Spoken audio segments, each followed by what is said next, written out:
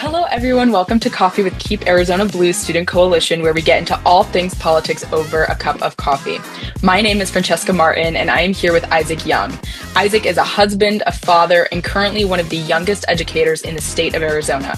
He has served as an advocate for underserved communities, a mentor to youth, and an active member of the Phi Beta Sigma fraternity.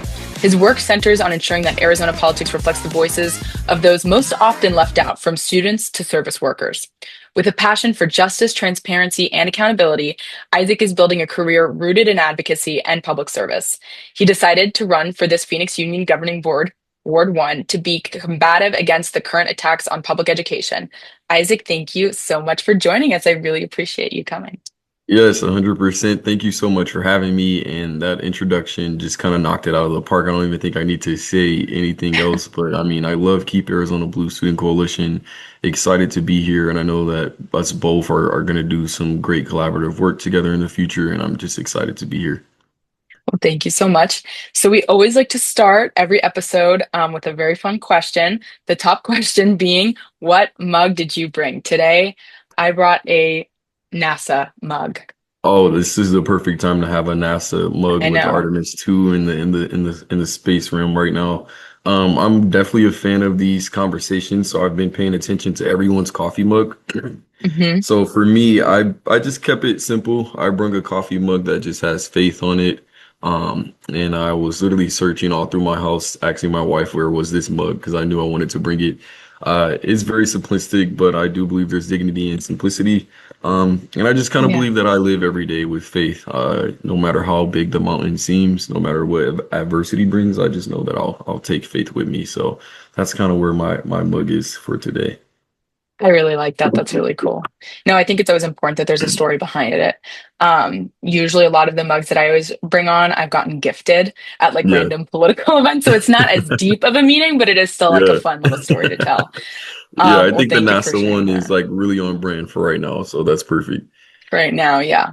Okay, well, kind of one of the first things I want to talk about is really what just first inspired you to get involved in education and public service, and kind of how that's influenced your path to now running for a school governing board. Because I know since for as long as I've known you, which is a pretty long time now, your thing has always been public education. And so I kind of just wanted to hone in on why that is.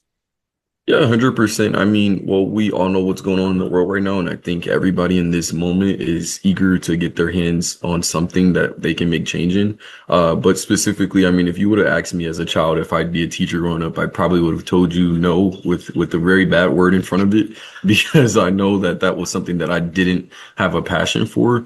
What I do have a passion for is community. And I have a passion that's rooted in making sure that community is all right. I know that my resources weren't always the greatest growing up as a child, but it was my teachers and my counselors and those people who were very imperative to my public education and success that kind of helped me mold into the man I am today. So when I got out of college, I of course wanted to go into law and all these different things, and it ended up being directly right here in the school systems where I can make an impact to teach. So that's kind of how I got here, and being in the school system is obviously going to help you want to fight for the students on a different level. Yeah, no, that's amazing. That's a great way to put it. I always tell people whatever you think you're going to end up doing, it's definitely going to be the complete opposite. I was told that since I was a very young kid. So your literal career could go in a million different directions. So thanks for sharing that. And then kind of to touch on what you briefly just talked about, what issues do you think matter most to students today? And really, how can school boards better support students with student voices and their success? Yeah, I mean, I could always sit here and talk about the things that are important to me, but one of the biggest things that you said that's such a key in this scope is that what do our students want? What do they want to see? I think one of the huge things for one is safety. Students want Yeah, safety. They want ICE off of their campuses, ICE out of their communities. And that's a right. huge one that I take a lot of pride in because our students should feel safe while they're obtaining their public education. And that's one of the reasons that they don't feel safe is that they're battling with a lot of things that are going on in DC that are reflective upon their education here. Disenfranchisement, they feel like they're burnt out, they feel stressed, they feel like they can't relate to what's going on in the world right now. And their mental health is getting drained when it comes to that. And then two, lastly, is their money and their future. They're worried about success outside of high school and outside of their education. What job am I going to work? Am I going to be able to afford to go to law school? Am I going to be able to afford to take out loans for medical school and higher education? Those are the things that our students are feeling like right now. Yeah, no, I think that's a great point, and I really like that you brought up things that are currently happening right now with whether it's our economy or whether it's ICE on campus. One of the first political issues I ever got involved in was school board, and it was because at the time they were dealing a lot with the restrictions due to COVID. So that was 2020, and that was kind of a hot button issue, and it really showed whether or not these school board members were taking into account student voices, especially during the public comment section. We had plenty of students go up there and myself talk to these school board members. And so I think it's really important now more than ever that we're talking about current issues like ICE and the disenfranchisement you mentioned. So, of course, when you inevitably end up being a school board member, what are your top priorities for improving schools in Phoenix Union and just what changes do you want to see implemented during your term? Yes, I'm right off the bat, I think it has to be in a correlation to what's happening around us. And we know that one of the huge issues right now is the lack of funding that our public education and our public school districts are receiving, which goes a long way when you're talking about Title I funding and free school lunches and pay for teachers, which I am, right? And I think I can Yeah. always use some extra pay. And these are the things that we're seeing they're facing day to day that are struggles to them.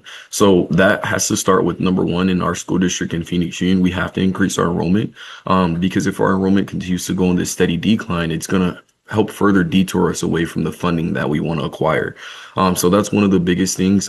Number two is, building relationships with our trade systems and our apprenticeships. So I want to work closely with our unions to make sure that our students know not even just how to make money outside of school, but what is a welder? What is a pipe Yeah. fitter? What is a plumber? What is an electrician?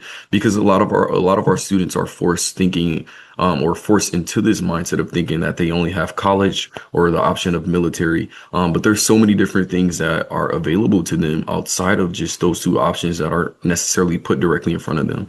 And then lastly, I want to work on reentry programs for our students who are facing the deserving chances of a second chance in the classroom. We know that young people, we do make mistakes. I mean, everyone makes mistakes.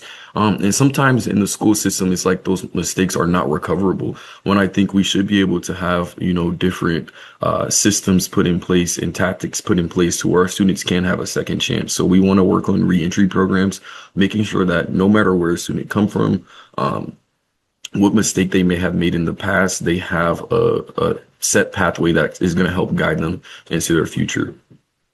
Yeah, absolutely. I think that's really amazing. I wish when I was growing up, I would have had someone like you running for the school board. And we did have some pretty amazing people running. One of the first campaigns I ever helped was Patti Serrano, who's the current Chandler Unified School District governing board Yes, member. Patty is She's amazing. We love amazing. her. She reflects what our Yes. community wants.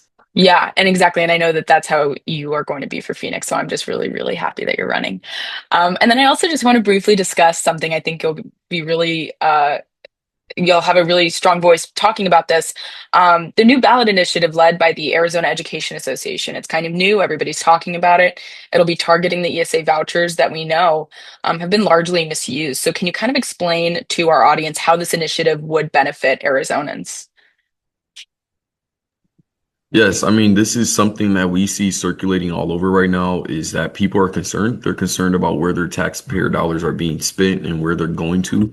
And I think, Hmm. when this conversation is brought up, there's so many different perspectives and viewpoints, right? And I never want to come off that I'm anti-school choice or that, I don't want parents the ability to choose where their child is going to go to school. But I will say that we have to follow accountability when we talk about public taxpayer dollars that are provided out of this fiscal budget that we're paying for out of our checks. And to me, I think there's a lack of accountability. There's a lack of transparency coming from the head of state of education, which is the superintendent currently right now, Tom Horn.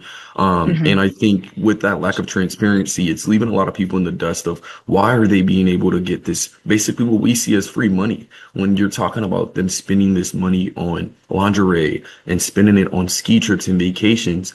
This Right. is something that is coming out of working class people those checks in an economy where we can barely survive, let alone thrive. So I think, you really have to talk about the conversation of accountability.